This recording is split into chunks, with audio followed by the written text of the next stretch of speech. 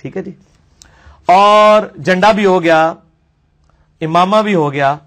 کالی کملی تو سنا ہوا نا آپ نے جی. جس مقدہ فکر نے آپ کو پڑھایا ہے کہ کالا لباس جو ہے یہ رافضیوں کا لباس ہے اور حرام ہے, وہ تو نعتیں لکھتے ہیں کالی کملی والے, تو ان کو کہ اس کو نعت کو چینج کریں, چٹی کملی والے کر دیں.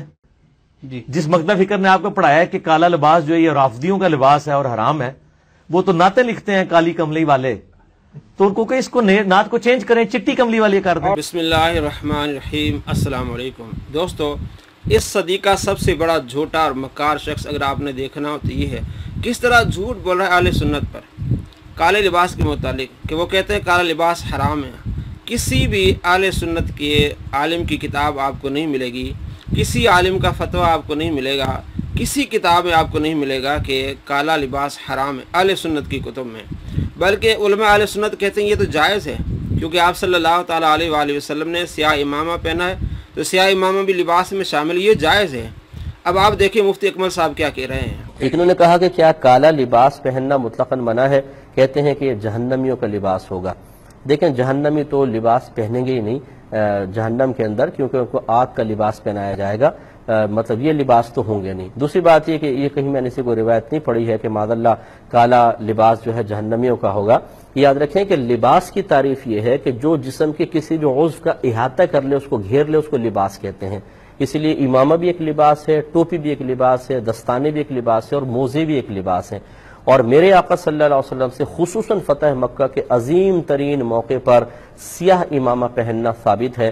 اللہ تبارک و تعالیٰ کے حکم اور اجازت سے آپ نے پہنا, تو مطلقاً سیاہ لباس پہننا منع نہیں ہے, یہ کہنا غلط ہوگا. لہذا اور اس کو جہنم کی طرف منسوب کرنا یہ بھی غلط ہے. کعبۃ اللہ کو جو جی دوستو, آپ نے دیکھا کہ مفتی اکمل صاحب کہہ رہے ہیں کہ کالا لباس جائز ہے, اور آپ صلی اللہ تعالیٰ علیہ وآلہ وسلم کے امامے کا حوالہ بھی دیا. اور کن لوگوں نے اس کالے لباس کو حرام کہا اور بلکہ جہنمی لباس کہا, ان لوگوں نے کہا ہے جن کی وکالت کر رہا ہے.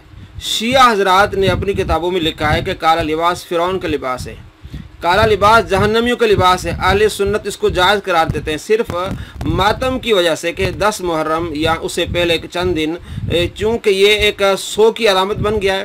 اگر آپ سیاہ لباس پہنیں گے, کالا لباس پہنیں گے, کہ آپ کو یہ کہا جائے گا شاید کہ یہ بھی ماتمی ہیں, کیونکہ آپ صلی اللہ تعالیٰ علیہ وآلہ وسلم نے ماتم کرنے سے منع فرمایا ہے. چہرہ پیٹنا, گریبان پھاڑنا یہ منع فرمایا تھی, ایک ماتم کی علامت بن گیا ہے محرم کے دنوں میں. اس لیے صرف احتیاطاً طور پر کہتے ہیں کہ آپ ان چند دنوں میں کالا لباس نہ پہنیں, ادروائز کالا لباس پہننا جائز ہے.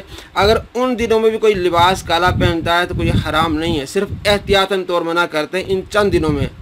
تو اب میں آپ کو بتاتا ہوں کہ کالا لباس کس نے کہا یہ فرعون کا لباس ہے. یہ شیعہ حضرات جو ہیں ان کے بہت بڑے عالم شیخ صدوق, ان کی کتاب ہے ملا یحد الفقی, ان کی جو حدیث ہے اس کتاب میں 17 نمبر حدیث میں انہوں نے لکھا ہے کہ سیاہ لباس نہ پہنا کرو کیونکہ سیاہ لباس فرعون کا لباس ہے.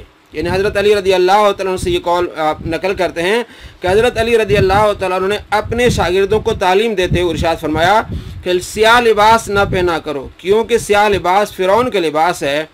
اور مشہور شیعہ محدث ہے محمد بن یعقوب کلینی, ان کی کتاب ہے کتاب الکافی, اس میں لکھتے ہیں کہ بے شک وہ سیاہ لباس جہنمیوں کا لباس ہے.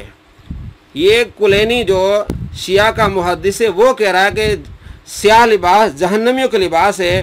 اسی طرح شیخ صدوق اپنی کتاب ملا یحد الفقی, ان کی کتاب ہے, اس میں حدیث نمبر 19765, اس پہ لکھتے ہیں کہ امام جعفر صادق رضی اللہ تعالیٰ سے سیاہ ٹوپی پہن کر نماز پڑھنے کے متعلق سوال کیا گیا, تو آپ نے جواب میں فرمایا سیاہ ٹوپی میں نماز مت پڑھو, بے شک وہ سیاہ لباس جہنمیوں کا لباس ہے. تو کس طرح یہ جھوٹ باندھ رہا ہے اہل سنت پر کہ اہل سنت اس کو حرام کہتے ہیں, حالانکہ سیاہ لباس کو حرام کون کہہ رہا ہے, جہنمی لباس کون کہہ رہا ہے, شیعہ حضرات کہہ رہے ہیں, ان کی کتابوں میں موجود ہے, اور خود اس کے روحانی بابا ہیں, وہ دیکھیں کیا کہہ رہے ہیں. جیسے سارا سال کپڑے پہنتا ہے اس لیے اس نے کالا رنگ بھی لے لیا اور پہن لیا تو کوئی حرج نہیں, کوئی ناجائز نہیں, نہ مرد کے لیے نہ عورت کے لیے. کالا رنگ بالکل ٹھیک ہے. خالص سرخ رنگ جو ہے نا گوڑا, یہ مرد کے لیے نہیں. باقی سارے لباس ٹھیک ہیں, سفید زرد جو بھی چاہے پہنے, بالکل انتہائی سرخ جو صاف ہی سرخ ہو, اگر لکیریں ہوں وہ بھی ٹھیک ہے, خالص سرخ نہیں چاہیے مرد. باقی جو آپ نے فرمایا نا کہ وہ کہتے ہیں کہ یہ جہنمیوں کا لباس ہے، اب کیا کریں، یہ انہی کی کتابوں میں جو میرے بھائی کالا لباس پہنتے ہیں، یہ کافی میں باتیں آتی ہیں کہ کالا لباس جو ہے جہنمیوں کا، کیونکہ یہ فرعون اور اس کے جماعت کا عباسیوں کا تھا۔ اب پہننے والوں کی کتابوں میں لکھا ٹھیک نہیں، یہ باتیں بالکل وہ بھی غلط ہیں، کالا لباس ٹھیک، مگر جو ماتم اور سوگ۔ یہ ہے اس کے روحانی بابا مولانا اسحاق، یہ خود کہہ رہے ہیں کہ سیاہ لباس کو حرام ناجائز، کون کہہ رہا ہے؟ شیعہ حضرات کہہ رہے ہیں، ان کی کتاب موجود ہے۔ اہل سنت کی کسی کتاب میں آپ کو یہ نہیں ملے گا کہ سیاہ لباس حرام ہے یا جہنمیوں کے لباس یا فرعون کے لباس۔ یہ جھوٹ بول رہا ہے، یہ اس صدی کا بڑا جھوٹا اور مکار ہے، اہل سنت پر کس طرح کے کیچڑ اچھالتا ہے اور جھوٹ بولتا ہے۔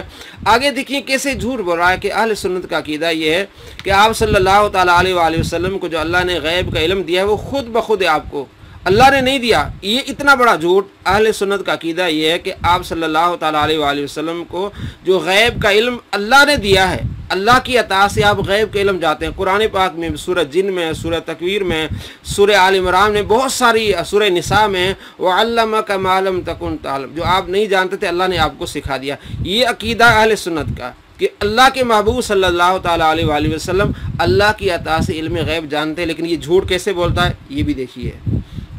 یہ عقیدہ اگر رکھیں رب نے بتایا تو پتہ چل یہی رکھتے ہیں۔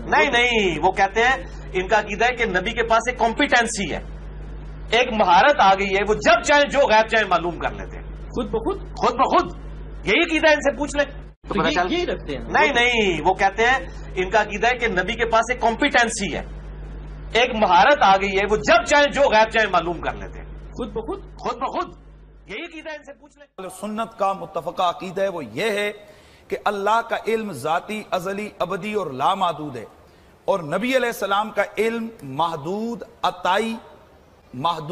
عطائی اور مخلوق ہے۔ یہ بھی یاد رہے کہ علم ذاتی، ازلی، ابدی، قدیم یہ خدا کی صفت ہے۔ علم ذاتی، ازلی، ابدی یہ خدا کی صفت ہے، اور ہمارا یہ نظریہ ہونا چاہیے مسلمانوں کا کہ نبی ہو یا ولی، جن ہو یا فرشتہ، اس کو جو علم عطا کیا ہے وہ رب نے عطا کیا چاہے معلوم کر لیتے ہیں خود بخود یہی عقیدہ ہے، ان سے پوچھ مانوں کا کہ نبی ہو یا ولی، جن ہو یا فرشتہ، اس کو جو علم عطا کیا ہے وہ رب نے عطا کیا ہے، چاہے معلوم کر لیتے ہیں خود بخود یہی عقیدہ ہے، ان سے پوچھ لیں۔ مانوں کا کہ نبی ہو یا ولی، جن ہو یا فرشتہ، اس کو جو علم عطا کیا ہے وہ رب نے عطا۔ جی دوستو، آپ نے دیکھا کہ کس طرح اس نے جھوٹ بولا اور سنی عالم نے جواب بھی دیا، بتایا بھی کہ اہل سنت کا عقیدہ کیا ہے۔ تو اس لیے میں کہتا ہوں یہ اس صدی کا سب سے بڑا جھوٹا مکار ہے۔